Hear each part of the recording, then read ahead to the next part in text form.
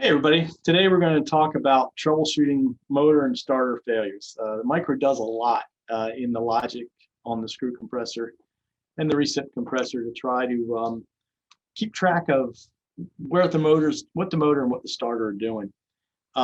We do that in a couple ways by monitoring first off, we monitor the motor current, and we do that with two current transformers, one larger one that's in the starter, and that's a large donut that wraps around one leg, usually on the output side of the starter, the load side of the starter, and it converts the current coming out of the starter going to the motor or on that line from whatever it is down to 5 amps. And that whatever it is usually 500, 400, 600, depending on the size of the motor.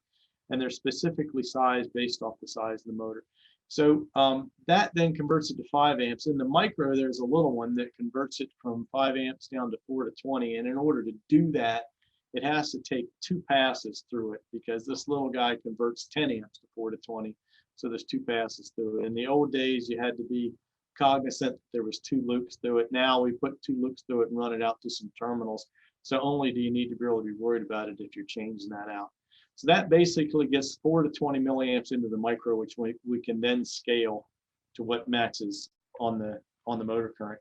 We take that, and that scaling is done by setting the CT size in the micro.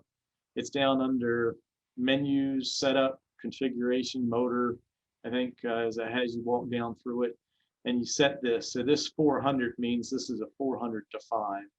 So you need to make sure that that's set up properly. The volts and power factor are primarily used for kW conversion, so they're not that big of a deal, but you do want to make sure that they're set right. And if you do make adjustments to this, you want to go out and check your motor current set points to make sure that they're right as well, because changing that will sometimes modify your motor current set points. So the other way we monitor it is with an auxiliary off the starter, and this is the contact that closes that tells us, hey, the motor's starter is pulled in, or the VFD is engaged, or it's not. And it's usually just a simple contact that bolts to the side. Sometimes on newer devices, it's a set of terminals that are wired to that are run status. Couple inside baseball things there. There's a 3-second delay on close. So when we tell it to start, it's got 3 seconds to close before we're going to consider it a problem. When we tell it to, if it opens when it's not supposed to, there's 0 delay. Years ago, there used to be a delay on it, but we had to take it out because we ran into a lot of problems with starters recycling themselves. So 3 seconds to close. If it opens when it's not supposed to, it's 0 delay.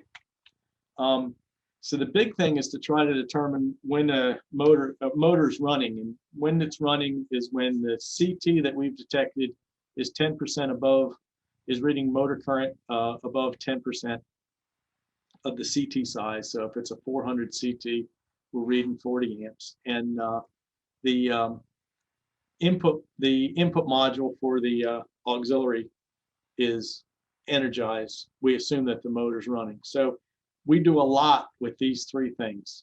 We're continuously monitoring to make sure that the motor's not running when it's supposed to, or is running when it's supposed to.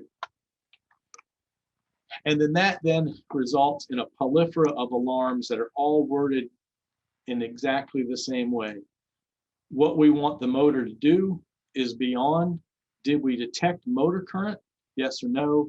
Is the auxiliary open or closed? So you can see that through this, if we wanted it to be on and it's not, it's a problem.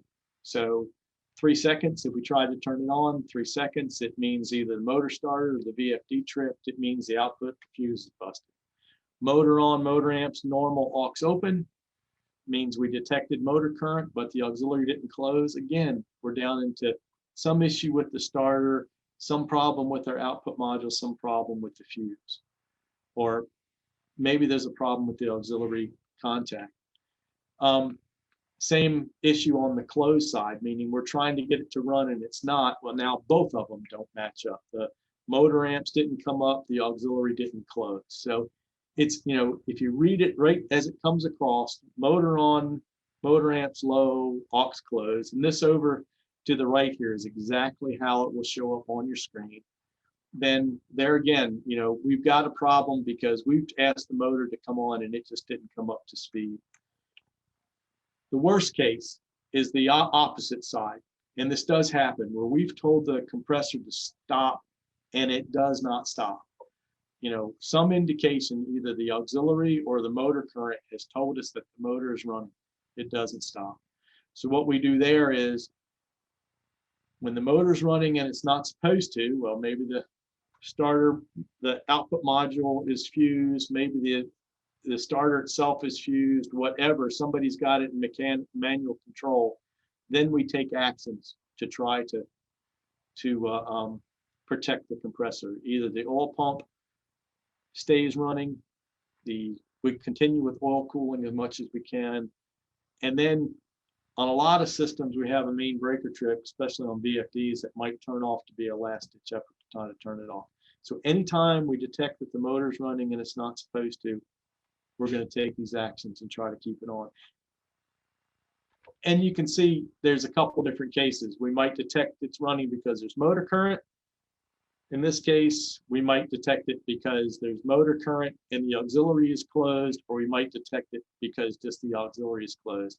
Either one of those cases, we're going to err on the idea that the motor's running and we're not supposed to. All right, a lot of information in a short period of time, but hopefully that all makes sense.